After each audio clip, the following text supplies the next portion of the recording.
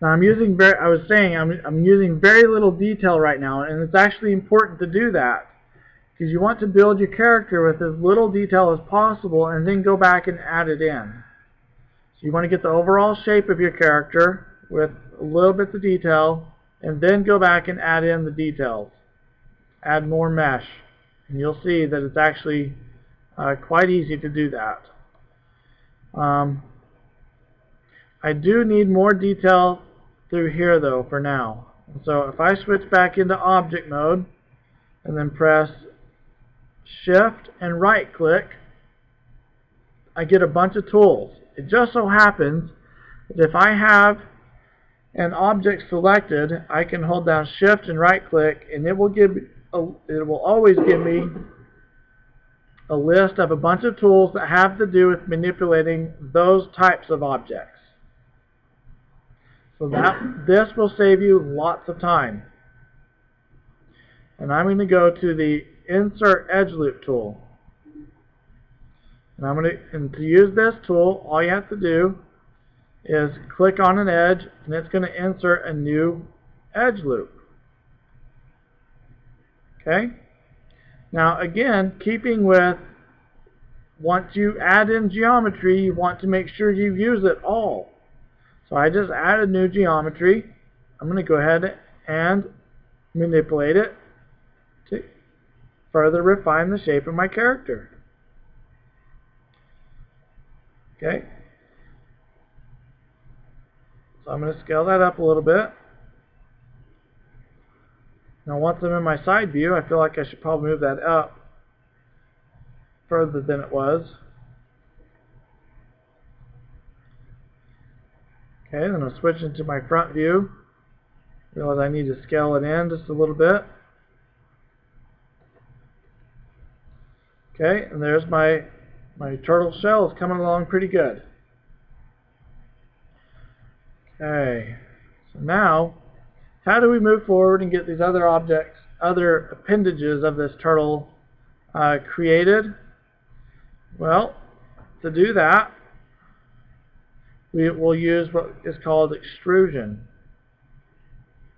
So I switch back into object mode. That's the other way to do it, is if you right click on the model on your mesh and then go to object mode, you can do that. But really, it's better to use the F8 key on your keyboard. I'm going back in component mode. I'm going to go to faces, and I'm going to select a set of faces. Okay, now I can extrude this.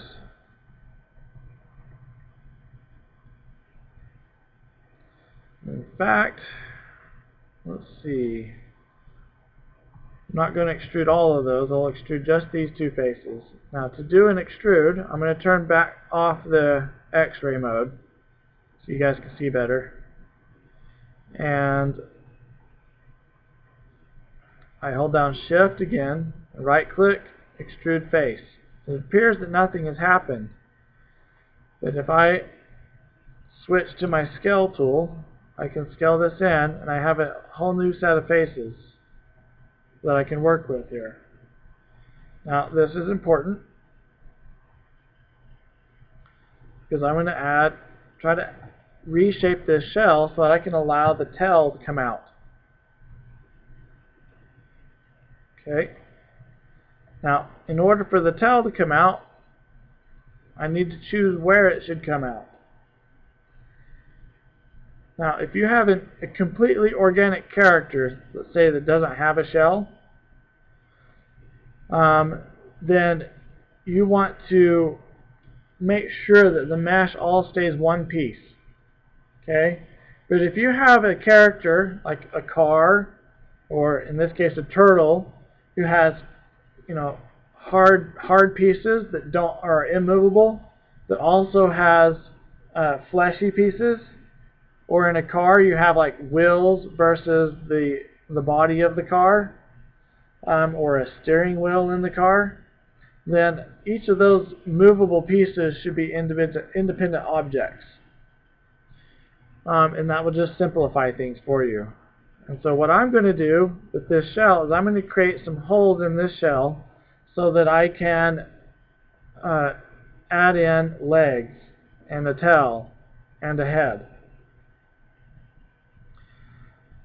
So I'm going to select these two faces here and just delete them. It's really that simple.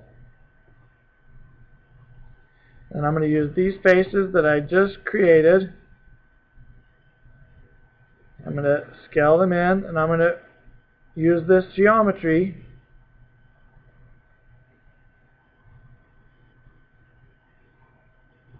and try to create a hole for this tail.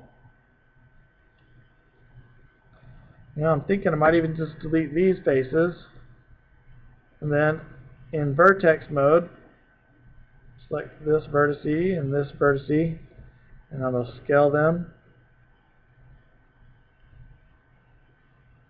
apart, move them up a little bit.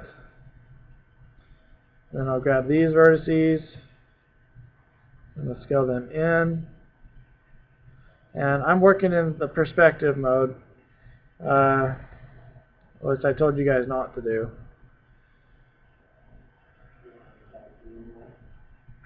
But yeah, if you're going to work in perspective mode, then just make sure you use the handles. That'll save you some trouble anyway. Okay, so I kind of got that how I want it.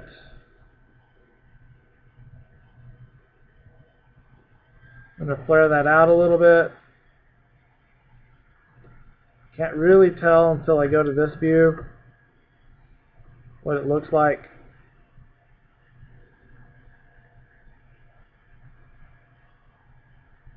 Move that down there. We've got these two vertices here. Go back to this view and move them out. And now I've kind of got a hole for the tail. Okay. Now I could do that, something similar to that, for the legs and the head. I'm going to turn off these other camera views so I can't see them in perspective, because my screen turns white because I keep on running into a portion of this picture. And I don't want it to be in the way anymore. So all I do is go back to that camera view. I select the camera by clicking on that little camera icon. And then I press Control A on my keyboard. And then to open up the attribute editor, I scroll up to the top. Oh, brother. I lied. Don't scroll up to the top. You need to go to the oh, brother.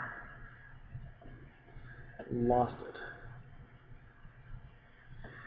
So we need to select this image plane here so we can get rid of it. That's what we're trying to do. So to do that, let's go to, well, I'll introduce you to a new window. We go to Window, Rendering Editors, Hypershade. And we want to go to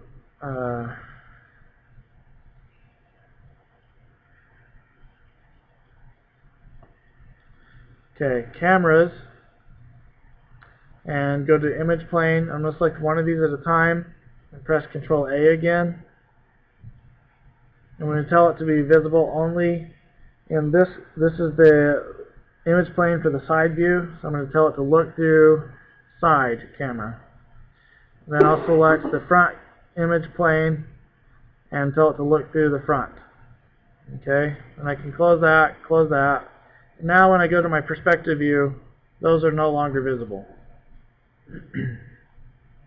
Okay. Now I need to start, I'm going to create a hole for the head to pop out of.